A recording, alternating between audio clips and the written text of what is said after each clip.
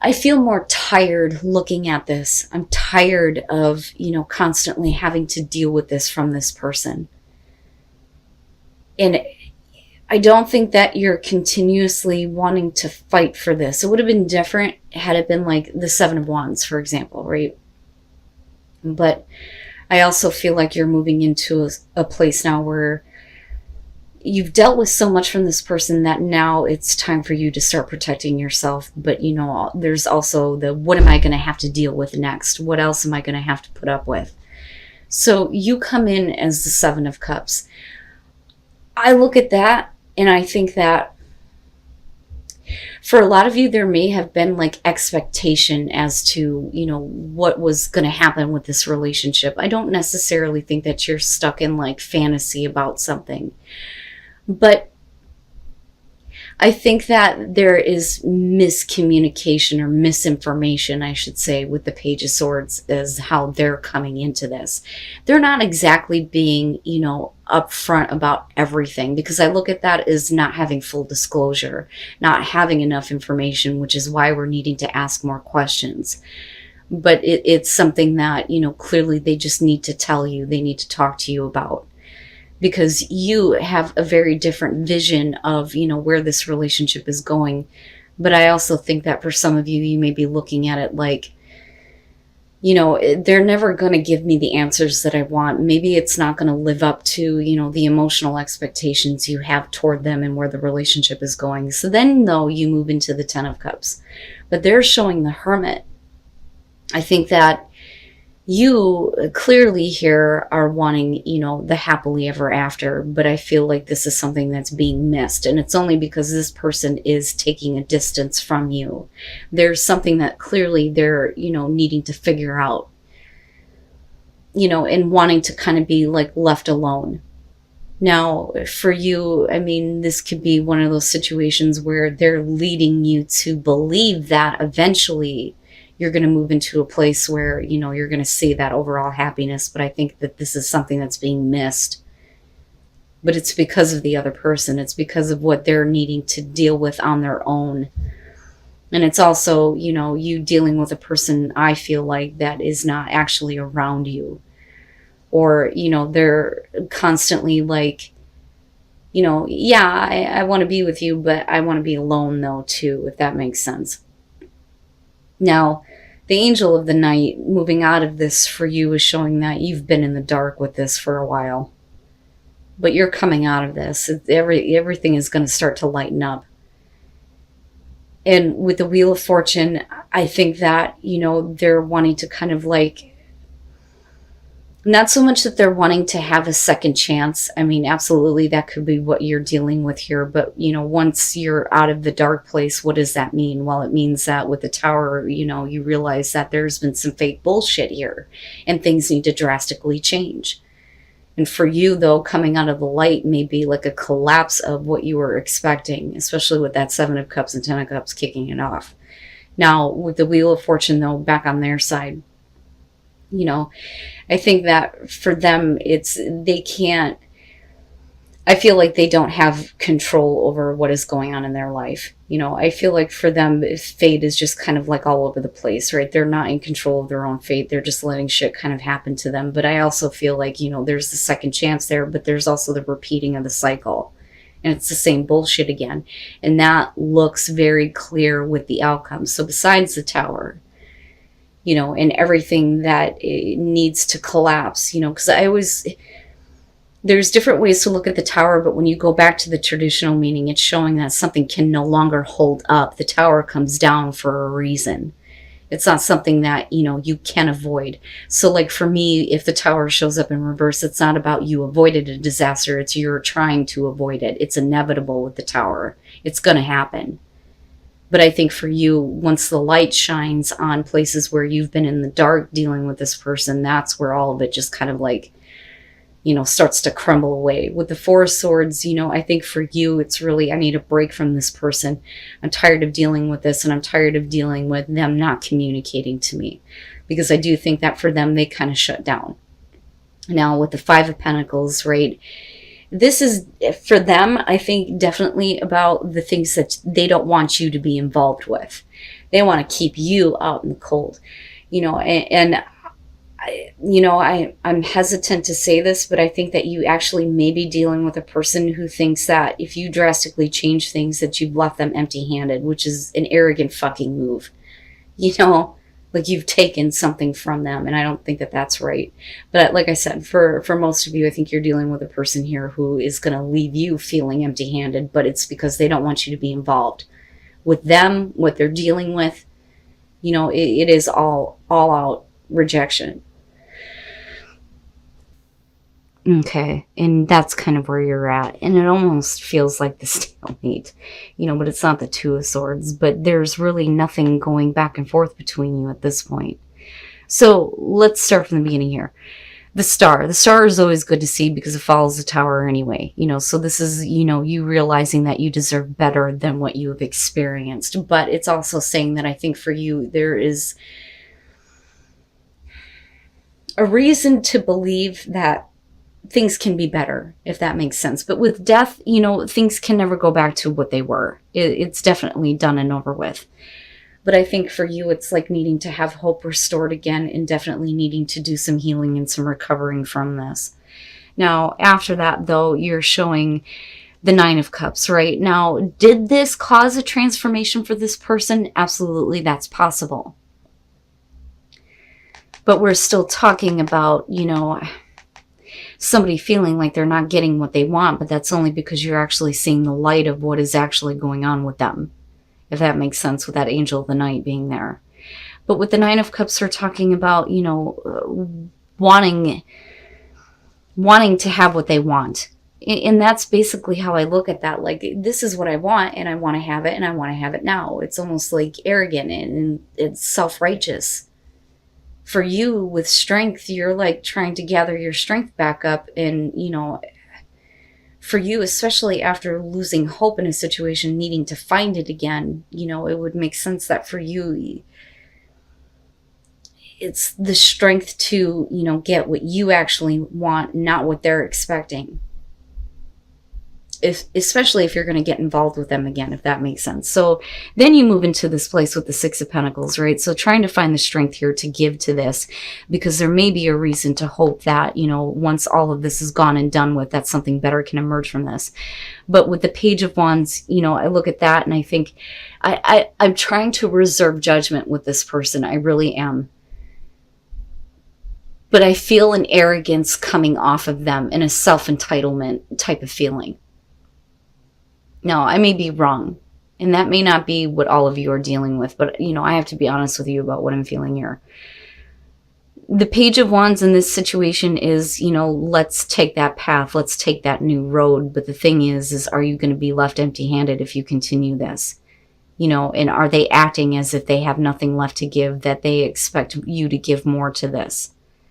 You need to start giving here. I don't have anything to give. But, if you want this like I want this, then this is what I expect, if that makes sense. But with death, it can never go back to that. We can never go back to the tower. We can never go back to those moments where hope is lost, and there's this kind of like destruction in the relationship, and this like, oh, you are not who I thought you were, or this is not where I thought this relationship was going. The King of Cups, and then the Knight of Pentacles. So, man. So here's what I'm getting from this. There's definitely a lack of passion. There is a lack of passion, and I think that the reason why we're looking at passion is because you need to put yourself in that place where you start to feel that again, but I feel like this is lacking because of a person that you're dealing with here. So I really do think that for a lot of you, you may be dealing with a person who's trying to bridge the distance with you, because I kind of see that with the Six of Swords. Beyond that, though, the Six of Swords, you need to slow down here, is about being a little bit more adventurous with your love life. But I look at the Six of Pentacles and think, you weren't getting the attention that you wanted. And this person clearly saw this, but wasn't giving it to you. But now are we trying to bridge this distance with somebody who's not comfortable with it? Because that's what the Eight of Swords is. It's putting yourself in an uncomfortable position. And then, of course, you got the devil lurking in the background here.